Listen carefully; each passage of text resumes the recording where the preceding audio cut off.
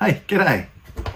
Today I'm going to be cutting up amethyst and rounding it off and polishing it as usual. You'll see it all in the one video, but it takes about 2 weeks. This is amethyst. I'm sure everyone knows what amethyst is. Beautiful purple rock. This has been cut on one side. So yeah, that's what this video is going to be. Thanks for tuning into my YouTube channel. I make videos on all things rock related, from collecting to cutting and polishing, along with helpful hints. If you enjoy my videos, please consider subscribing as well as liking, sharing and commenting to help me build my channel. Thank you. So, here is amethyst straight out of the ground. You can sort of see the purple, but it's mainly dirty brown. Once you cut that, in theory, should be some nice purple rock showing. So I'll just quickly show you a few of the ones I'll be cutting. This one here, you can see more purple in that. Some of them are what's known as chevron amethyst. You wouldn't know by looking at that, but on the cut side you can see these chevrons. Hence the name chevron amethyst. Bloody genius whoever invented that name. More amethyst. Again, it just looks like dirty brown rock. But rest assured, there will be some amethyst in there. This one's quite a nice shape. It's almost a crystal structure, but not quite. And it's flat on top. Weird. More amethyst. This is another bit of chevron. Yep, that chevron. It's been fractured there. That's what it looks like when you see it. It's been cracked with a hammer. Another nice sort of crystal shape. That's the way amethyst forms, usually. More of a... So this is, basically amethyst is quartz. It's been coloured through heat or whatever. So this is quartz here and then running into amethyst at either end. So it's all quartz. Some's amethyst. Quartz. Another nice purple piece. And just one last piece I'll show you, although I will be cutting more. This one here. So yeah, I'm going to go fire up the rock saw, make some mess, round them all off. I think you've seen me do that before. If not, watch it. It's interesting. And then, yeah, they'll go in the tumblers for about 2 weeks all up and come out nice and bright and shiny and highly polished, hopefully. We'll see. So this is my 9-inch saw. Good for cutting through some fairly large rocks. What I'll do is, as usual, speed up some of the more boring bits, so you don't have to sit here watching me cut rocks forever. So yeah, this is cutting the amethyst. Nice purple. It's a beautiful rock. Now what I did around them, pre-shaped them. So that's basically a slab taken off a chunk of amethyst. So I'll go around and round all the edges first, just to get a fairly decent shape, and then chamfer all the outside edges. What that does is it means that it can go in the tumbler stage 1 for a lot less. A week is usually enough time. And here they all are. This is what I've ended up with. Lots of beautiful purple rocks ready to go in the tumbler. So these have all been pre-shaped, as you just saw. And yes, that really speeds up the whole process. So, time to load the tumblers. I'll be using these big ones today. I'm hoping I can fill the 2. We'll see. Speed these up. No one wants to watch this forever.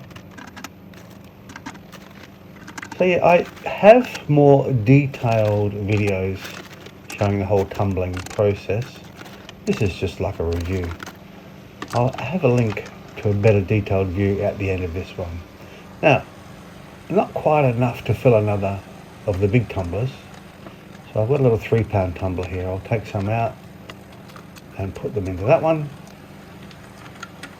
That should be about right. One big one. I never measured. They're probably about, I don't know, 8-pound tumblers, those big ones. And these are all the offcuts from the saw. And they'll make great filler pieces. The filler pieces get in between the larger ones to help distribute the grit. Again, it gets boring, so we'll speed this up. Tip that in there. Beautiful. Yeah, so the smaller bits get in between the large ones, which means that they get a better coating of grit. If you had just all large rocks, they would struggle to get the grit, to spread the grit evenly. So yeah, it's always worthwhile keeping the offcuts from the saw. I think so anyway.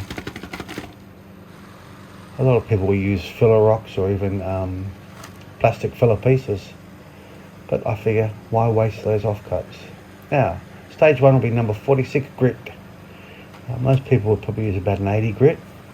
I just find the 46 grit makes even shorter work of stage 1. So these 3-pound barrels, sped up, get 3 tablespoons. I forget how many I give this. Let's have a look. That's 3, 4, 5, 6, 7 for the big ones. I'm sure that'll be fine. Bit of grit there. You don't want any grit around the seal, or else it'll start leaking. Add some water. Now the water goes into just below the level of the rocks. So you'll see it fast. So yeah, basically you don't want too much water. That way you won't get a good, what's called slurry. So the slurry is the grit and the water and all bits of rocks that have broken off or worn down create a slurry, which you've got to be careful. You don't tip that down your sink. Tip too much rock slurry down your sink and you'll end up with a blocked drain. I always rinse these off in buckets before I put them in under the tap for a rinse. So right, there's the 3-pound barrel goes in. It'll tumble for a week.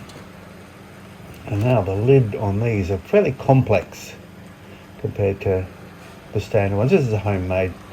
That's the wrong lid. I've got 2 notches and only 1 notch on the barrel, so that's the 1-notch lid. These are homemade, obviously, not by me. I bought them homemade. And yeah, the locking down process with the washers and the nuts can be pretty time consuming. But considering how many rocks I can tumble at once in this big one, I think it's a fair trade. Right, so tighten these up the same as you would the wheel nuts on your car. Do one, skip one, do one, skip one, until they're all nice and tight. Now, it's pretty heavy, this. I actually end up using 2 hands to lift it onto the tumbler, and you'll see that's no different this time. It's damned awkward, it really is. I'll get there. Give it a bit more of a shake just to get that grit dispersed in amongst all the rocks, and try again. Yeah, 2 hands, balancing the camera on my wrist. I really should have a cameraman, shouldn't I? And that goes in there. Again, oh, no, I haven't turned him on yet. His switch is right over there. Go turn him on. We should see him start spinning. There it goes. That'll go for a week. They both go for a week. And this is them after a week. Taking the lids off. That's a nice looking slurry, that. It's always an exciting part, this, where you get to see what sort of rounding action has taken place during the week. Again, a bit hard to lift these ones, so it's 2 hands. Tip them out, and again, because it's a homemade tumbler, they don't always fall out of this one that easy. They tend to get stuck in there, so took a bit of a break while I scooped them out. Now the first rinse, again, it's always exciting to see how they're looking, and pretty good, I think. Look at this big long one, nice chevron one. There's a few chevrons here. So yeah, they'll get a good rinse and then put into stage 2. Now stage 2 is done in the Vibe tumbler, a different process and a lot quicker. So we'll use 220 grit for stage 2. 3 tablespoons will probably do this lot. This is the other advantage of a Vibe tumbler. There's 2 advantages to using a Vibe tumbler. The first one is you use hardly any grit. So what I used before was, I think 7 and 3, so 10 tablespoons of grit. With a Vibe tumbler, it's only 3. And then the other thing is it only takes 2 days to do each stage. With a rotary, you're looking at a week for each stage. So yes, these will be finished now in a week. stages 2, 3 and final polish. I'll do this nut down here, line him up, and then he gets to go for 2 days. And here we are, after 2 days. I saved you the boredom of undoing it. They get tipped out. Now I will tell you that I always give, when they first go into the vibe tumbler, you don't have water, they're just wet rocks. There's no water in the bowl. The rocks are just wet. But what I do in half an hour before I empty them is I fill it with water. That way it just sort of gives them a bit of a pre-rinse before I go through this part, rinsing them. And again, they're looking okay. Some have developed a few cracks, but that's pretty standard with this sort of rock, this amethyst. It's not exactly A1 material. Now, this is stage 3, 600 grit. Again, it'll be 3 tablespoons. So the vibe tumbler, you save money first on grit, and you save time by only polishing or tumbling in the vibe for 1 week as opposed to 3 weeks if it was a rotary. Chuck it in there, lid goes on. That's how they're tumbling. Washer and lid up. And again, 2 weeks. 2 days. What am I saying? 2 days in the vibe. So this has been after 2 days, and I've let them rinse in a full bowl of water for about half an hour. Empty them out. And by now they're starting to get not just smooth, but a little bit glossy as well. Now this is what will bring out the gloss. This is 1 micron aluminium oxide. Again, 3 tablespoons. Go in there. I should have sped, I did speed it up. 3 tablespoons of aluminium oxide is enough to give these a good polish. And again, if I was using a rotary, it would take a full week and 10 tablespoons. So again, lid goes on, washer goes on, nut goes down. There we go. 2 days. And so, here we are after another 2 days of polish. And again, I have poured in some water to give them a rinse. Never easy lifting that with one hand. So we'll tip them out. With a lot of stones, this might be the final stage. So they've come out of final polish, give them a quick rinse, and they're good. But because this amethyst is not exactly A1 quality, let's say, it has a few fractures and little fine lines and stuff that collect the polish and don't look so good. I'm going to give them a rinse in borax. Actually, most of my rocks I'll rinse in borax anyway. The water up here where we live is pretty hard. It tends to leave a film on the water, and the borax does a good job of getting rid of that. Now here we are after a few hours of borax rinse. Most rocks, like I say, will be fine after borax, but because this amethyst has lots of fine lines and cracks in it, it will get a good going over in the ultrasonic cleaners because they tend to hold on to that polish in the cracks. So this is always fun. This is probably my most fun part, watching the dirt come out of these rocks, and you'll see why in a second. So we load them into the ultrasonic cleaner, push start, have a look. You'll see little fine clouds coming out of the rocks, and that's polish. So it's cleaning out the polish from between the cracks in the rocks. Same here. They woke up, and then look at that. Amazing, isn't it? It does a really good job, the ultrasonic cleaner. So yeah, each batch in the ultrasonic goes for about 3 or 4 minutes. Look at this. This is all the little bits and pieces that were left over from those filler pieces. They're quite nice. And this is what we end up with after all those stages, the borax and the ultrasonic cleaning. Pretty good gloss. Very happy with the gloss. But a lot of these have the fine fractures and lines in them. But it actually looks nice in some of them. You'll see in this slideshow. So this was a nice piece of chevron amethyst. This one, nice solid colour all the way through. Beautiful purple. Now this is what I'm talking about. This is probably the worst example of one with cracks and other rock in there. Nice little dome sort of shape. A little bit of a chevron. A nice solid colour. Some of these are almost black when they're out of the light. That one has the light come through it nicely, but some of them are almost black. Now this is what I mean. This is the ones that weren't that pure, but I think they look kind of nice.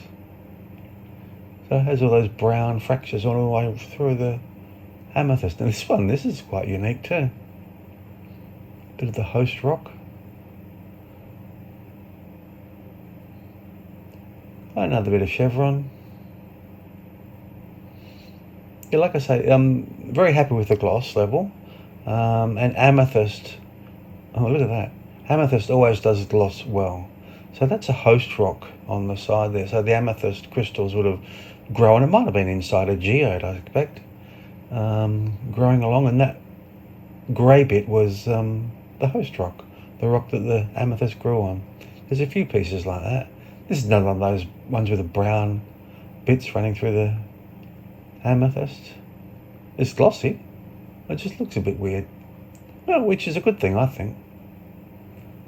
Another bit of almost chevron. And this is weird, isn't it? Beautiful translucent purple.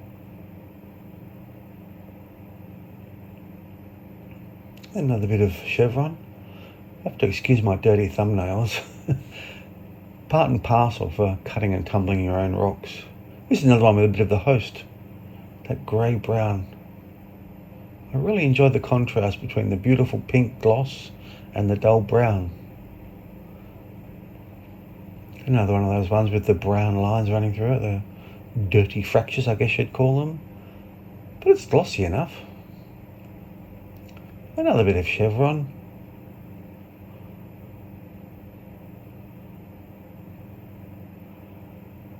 Oh, another fairly solid piece.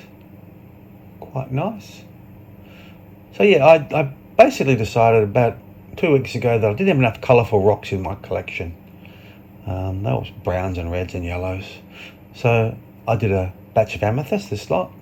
I'm doing a batch of rhodonite, and I'm doing a batch of agates, lots of different sort of agates, and also a colourful batch of mookaite. And they'll come along in the next couple of weeks. And I have videos on them as well. So yeah, adding a lot of colour to my rock collection. You probably notice a cut there on my fingers. Again, cutting mookaite is the main problem there. Mookaite will cut your hands the first chance it gets. So yeah, that's it. That's the last one, although there was a lot more, that's all I'm showing. If you enjoyed this video, please consider subscribing. I'll see you next time. Thank you.